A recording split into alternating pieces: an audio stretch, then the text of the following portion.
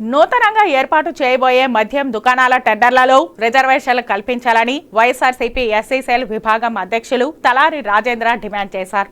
శుక్రవారం Tirupati press club లో రాజేంద్ర మాట్లాడుతూ తెలంగాణ రాష్ట్రంలో మద్యం దుకాణ టెండర్ విషయంలో రిజర్వేషన్ల ద్వారా ఎస్సీ ఎస్టీలకు 10%, గీత కార్మికులకు 5% కల్పించారని కొనియాడారు.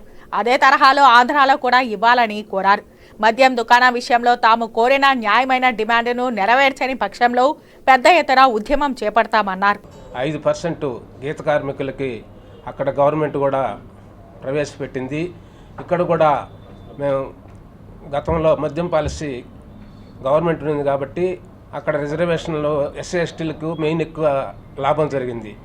కానీ ఇప్పుడు టెండర్లు కాబట్టి రిజర్వేషన్ ఉండవు కాబట్టి అన్నీ డబ్బున్న వాళ్ళకే వెళ్ళిపోతాయి. ఎక్కువగా టీడీపీ వారే వాళ్ళు సొంతంగా వసూలు చేసుకునే అవకాశం ఉంది. కానీ రిజర్వేషన్ పెడితే డిపాజిట్లో సగం అమౌంటే కట్టాల్సి వస్తుంది. అప్పుడు మాకు కూడా జీవనోపాధి దొరుకుతుంది. ఎందుకంటే వాళ్ళ రాష్ట్రంలో ఒక 10% అంటే కూడా ఎన్నో షాపులు వస్తాయి, కొంతమంది బాగుపడతారన్నమాట. కాబట్టి దయవుంచి ప్రభుత్వాన్ని కోరుచున్నాను.